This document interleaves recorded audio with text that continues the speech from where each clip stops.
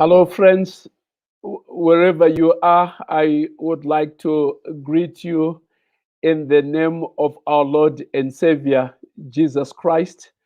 And as usual, I really would like to express my pleasure for having you around. Like I've always said, we are friends forever. Let's move together. Let's talk together.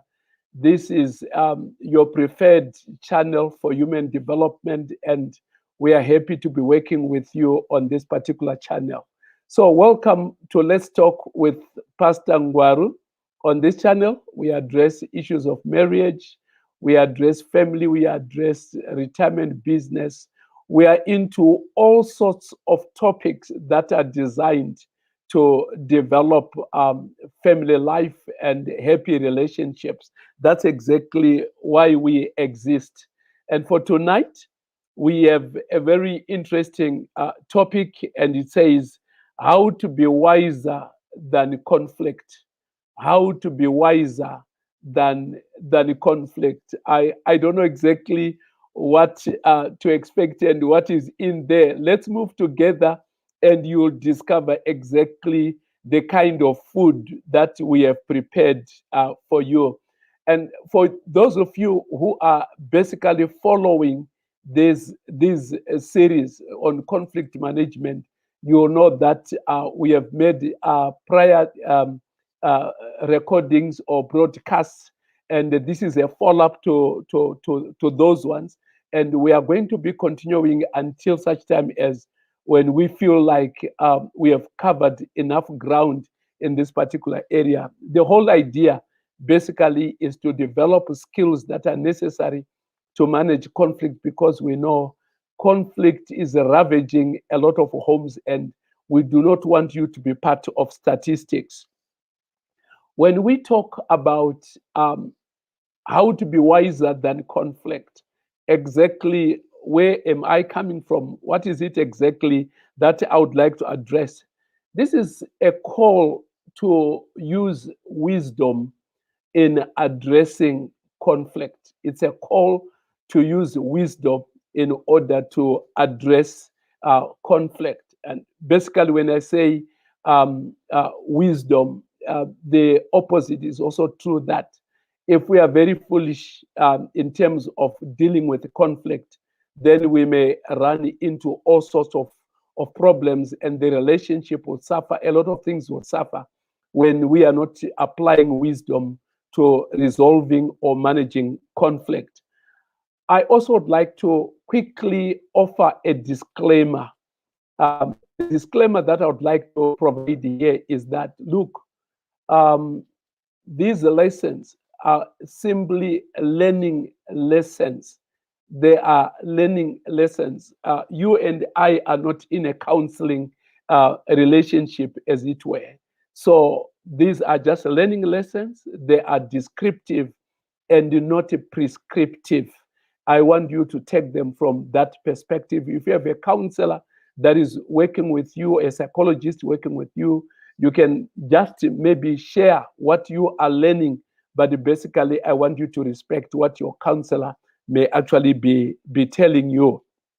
In general terms, people tend to, there are two ways of responding to conflict that people engage in. Number one, people may respond to conflict, and people may also react to conflict. So you are either reacting or you are responding. And when I'm talking of responding to conflict, what that means is you are really engaging your mind to analyzing the situation, being perceptive of the situation, and being rational about it, and making necessary decisions that are logical. But when you are simply reacting, you are being impulsive, you may be just spontaneous, and also you are being reflexive in the way you are responding to conflict. You are not giving a second thought, but you simply react to the situation. There are chances, of course, that when you do that, you may actually be irrational at the end of the day when the whole thing is being assessed, and because you were reacting instead of responding, you may discover that it may put you to a lot of challenges. But of course, given the context and situations, there are times when you discover you just make the right move by reacting. But of course, we wouldn't want to use reacting as a norm, but let it be an exception to the rule. We want to encourage people to at least be reflective and analytical on what is happening and what have you. Of course, one thing that I also know pretty well, it applies to me and it applies to every one of you out there, is that it would rather be very artificial that for everything that I'm doing, I am thinking about it, I'm processing it, and what have you. Life does not seem to work that way. Life tends to be more spontaneous. That's why it is interesting. It's just reflective and whatever. We tend to operate on the reactionary side of things and what have you. But there are certain things in life that definitely will require that you put your mind to use, you think about them, because if you don't, you are going to possibly head towards a crisis or a challenge or a big conflict in the relationship. So there are certain things that we cannot definitely leave to chance or leave to reaction. And these are things where the relationship can be impacted heavily, and people's lives can be impacted heavily, or even your own life can be impacted heavily, or anything in the relationship can suffer. And when we stand to be impacted negatively by any action or by any event, it becomes very necessary then to put our mind to use, so that at least we are not headed towards an unnecessary conflict that we could have avoided. Having said that, I would like to say that um, it's very difficult to say what is wisdom. But in this particular presentation, I am using the Bible-based approach to wisdom, where I am using the Bible to help us in terms of emotional intelligence and social intelligence, and being informed by the Bible in terms of how to respond to certain situations.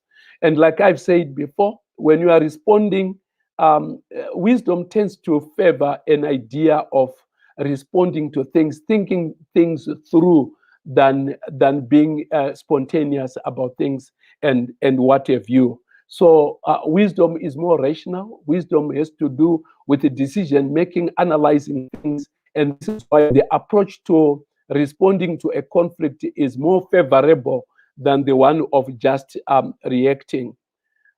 Having said that, the next question that we have then is, what are the Bible based or Bible supported interventions that we can use in being smarter than conflict, or being wiser than conflict itself? There are a lot of options that you can pick from, but in view of time, I just want to pick some 5 that I think are very, very important to managing conflict in a very smart way, or in a manner that suggests that you are operating from wisdom and not from foolishness. And so the first point that I want to bring out is, be proactive. Be proactive. When we talk of being proactive, what this suggests is you are definitely looking into the future. And as you look into the future of the decision you are about to make, or an action that you are going to take, you are able to see the outcomes, the consequences of that particular action, and then you take the necessary mitigatory steps in advance to avert that crisis or that conflict and what have you. So you are being proactive. Maybe, like I said, I am following a biblical path to draw what I call wisdom. I'd like to read from Proverbs chapter 27 and verse is 12. And all the Bible texts that I'm going to be reading during this show are coming from the Good News Translation. So Proverbs chapter 27 and verses 12, listen to what it says. Sensible people will see trouble coming and avoid it, but an unthinking person will walk right into it and regret later. I don't know if you have understood exactly what the Bible is saying there. It is saying a prudent person will look into the future and they can actually see danger coming, and then they take the necessary steps to deal with that particular danger. But an unthinking person will simply move ahead and then run into problems and then regret. So what happens with an unthinking person is that they will simply make big decisions without thinking, and hoping against hope that things will not go wrong and what have you. Or they will actually see the challenges coming, but they'll tend to ignore the reality of the situation that is coming. And when it happens, then we have people that then tend to want to think after the situation has happened. You have seen this thing coming, you did not think about it, and now, boom, it hits you, it hits the marriage, it hits the family.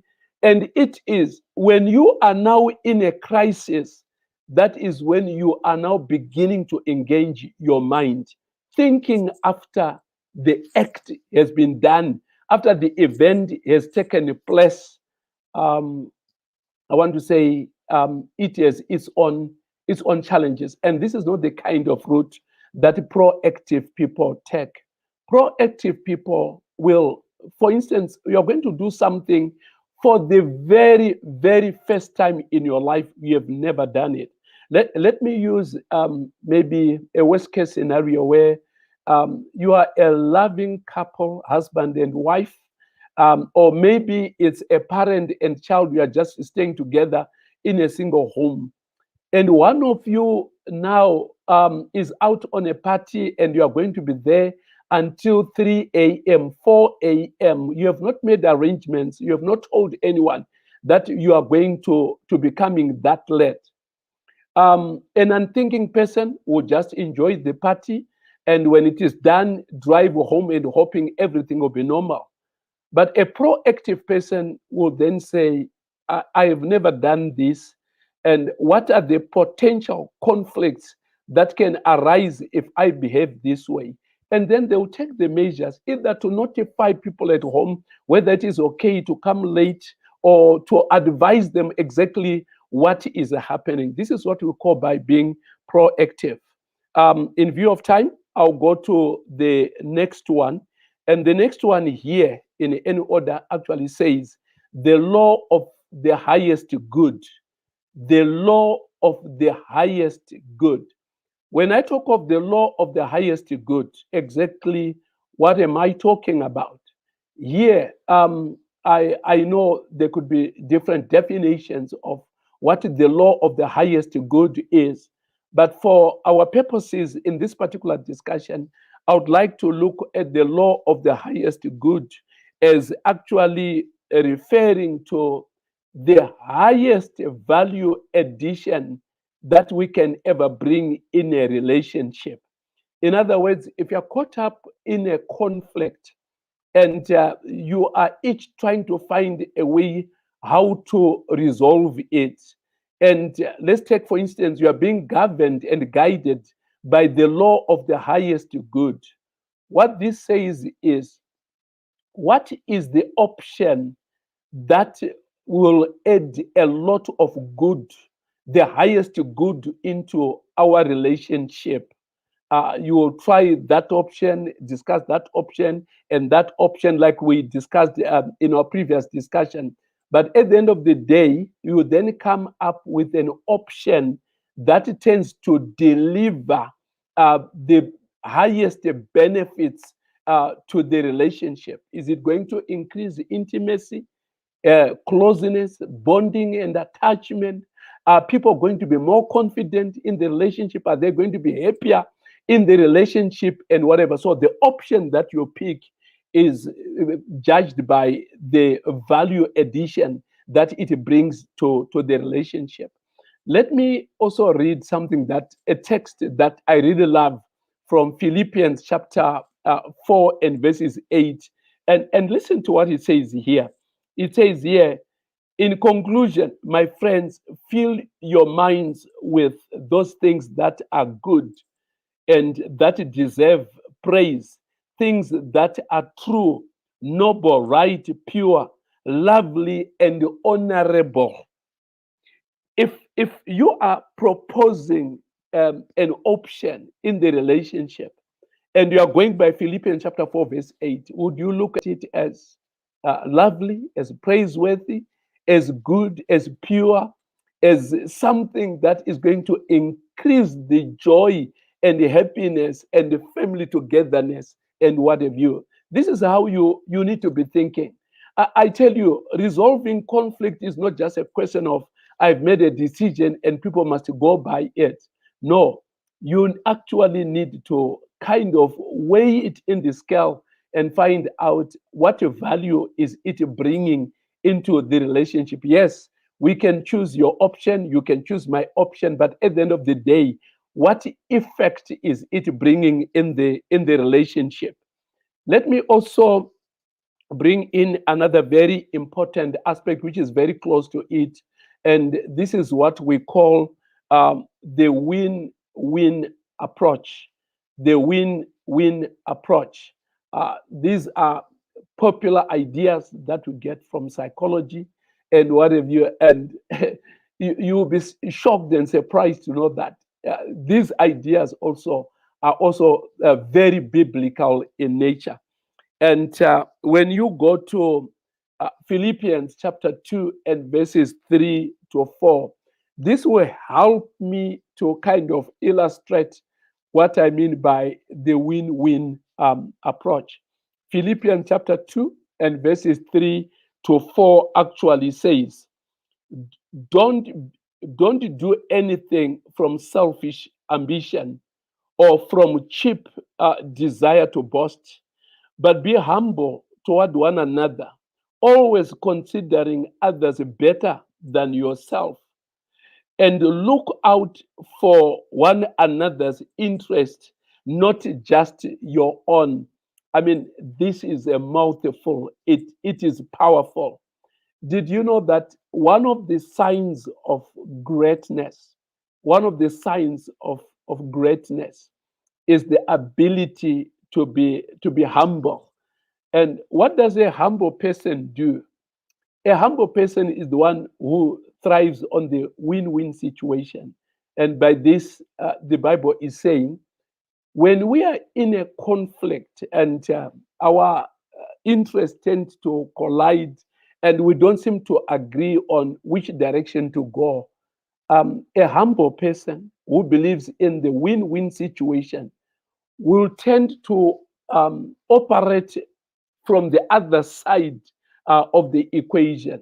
You have your ideas, you have your interest, you have what you are pushing, but you also want to go on the other side and be empathetic with the other person and be able to reason from their end. Look at the situation from their end. It's not enough to just look at things from your end. It's also very important to consider how other people are looking at it and participate with them in looking at life from that particular end.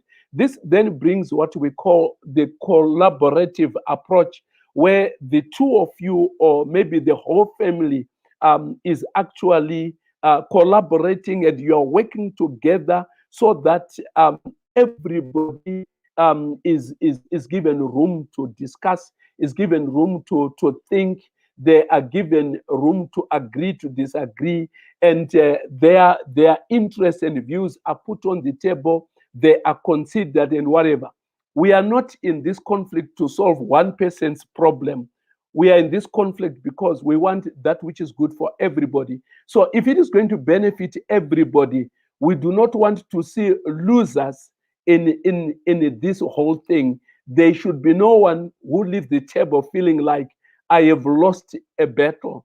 Everybody needs to live with a feeling like, even though we ended up choosing your idea or we ended up choosing my idea, but everybody participated in this. Their rights were respected, their choices were respected, their freedoms were respected, every other thing. So at the end of the day, if we pick an option, there is a sense of ownership because everybody's rights and interests and freedoms and choices were discussed and they were given room to be expressed and to be explored. When we do that, we are not coming into a conflict zone with I must win and you must lose. This is the kind of thing that we tend to get from this particular scripture. It is encouraging that when we are in a conflict, try to look at things from another person's view. Look, see how they are looking at it. What is motivating them to look at it that way, to think that way, to see things that way? What is at stake from their point of view? When you humble yourself and you listen more than you speak, you will actually be able to identify that and bring a situation where everybody in this conflict situation lives like we have a resolution that benefits everybody and my needs were actually respected. Let me also go to something that I think I may not have a biblical text over this, but it's something that is basically covered in the entire Bible. And this, when it goes to psychology, we call it the hierarchy of needs by Abraham Maslow. The hierarchy of needs by Abraham Maslow. There is no Abraham Maslow in the Bible, but the principles that he brings out or proposes are also biblically supported. In the hierarchy of needs, of course, we know in psychology that scientifically that hierarchy is a problem in terms of looking at needs as following a particular pattern of a hierarchy. But nonetheless, notwithstanding the fact that the hierarchy is a challenge, but those components of those needs are very critical to human needs, and which are the basic or your survival needs.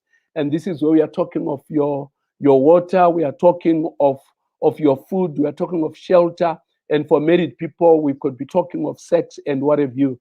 And then, of course, you have the other thing that Abraham Maslow talks of, which is safety and security. It's very important to look at those, and of course, love and belonging, and self-esteem and self-actualization.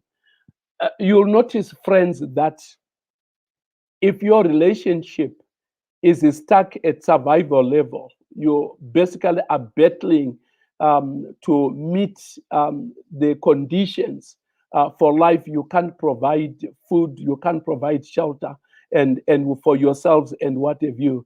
And if you're in a marriage that is sexless and yet you are married people, you will discover that your conflicts are also survival based. These are conflicts of people that are basically dealing with the basic issues of life and whatever. They may appear like mundane conflicts to other people, but because you are at that level, your conflicts will tend to be in that area. And it's very important when you are thinking through to be able to be needs based, to say the need that is critical here is this, and if this need is going to be addressed, we are bringing solutions into the relationship. When you look at safety, let me just illustrate a few. When you look at your safety, safety and security, and maybe safety itself, this is where you're looking at the hazards to life. Like, for instance, if you go and sleep out with that woman, and that man, and you are a married person, and then you come back to your marriage, and you also want to make love with your spouse and whatever, you can imagine that we have safety issues. And if somebody feels like, I'm not ready for sex because we need to make sure that either we use safe sex or you are tested so that at least I'm sure I'm not running into any danger and whatever. So you'll have those kind of challenges, and it's very important. So life will not just be a question of you are married to me and we need to make love and whatever. But safety issues may also become a very big agenda in the whole thing. And so you need to see where the other person is coming from, that they may have the safety concerns. You need sex, but their need for security, for safety has been compromised, and they want that to be addressed. So don't run away from that or trivialize that. It is something that definitely would need to be looked at. And when you look at the whole issue of security, and this is where when you play around with your job and you get fired, do you understand how the family is going to suffer? And when people then put you under pressure as a family to say, be more careful with your job and whatever, because if you lose your job, where do we get rent?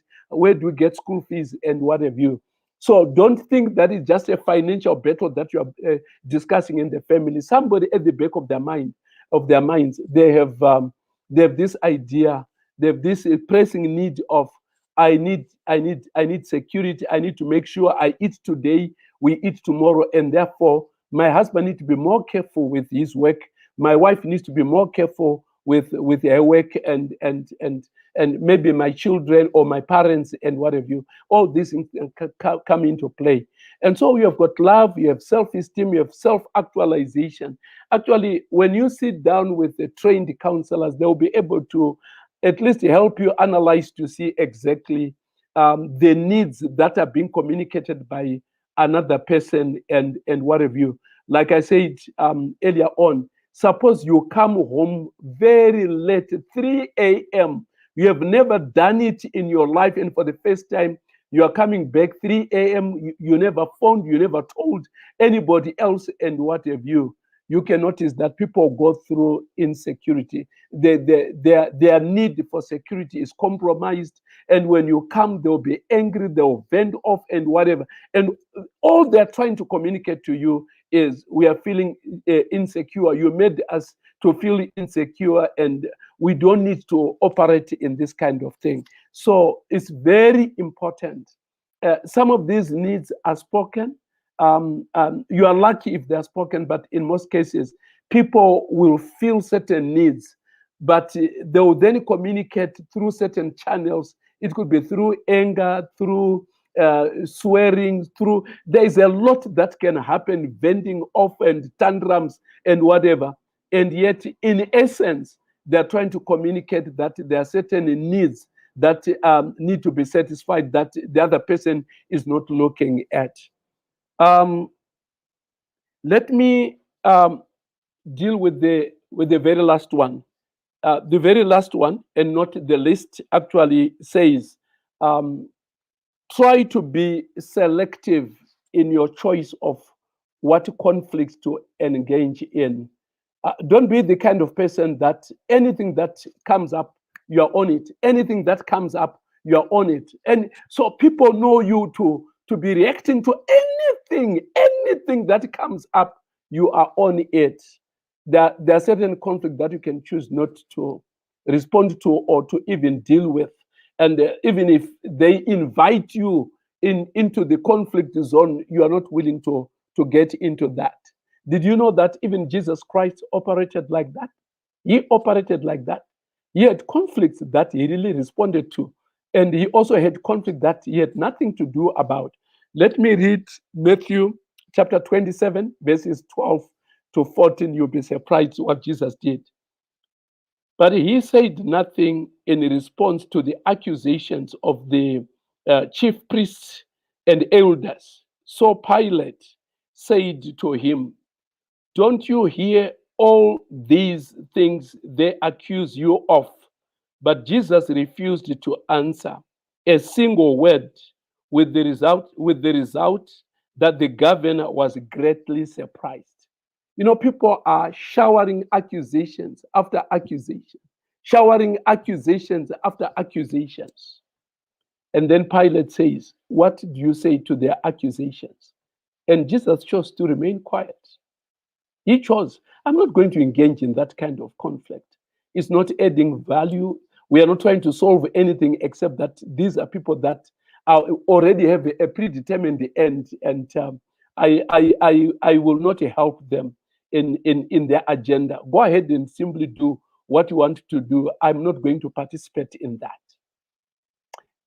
Can you imagine? Let's take, for instance, if you are a president of a country, do you know how many WhatsApp messages we receive and people share around, and social media of various types, including WhatsApp messages that go about? If you are a president who is always reacting to anything that comes on social media, at the end of the day, you'll be very foolish and you'll cause yourself unnecessary sickness.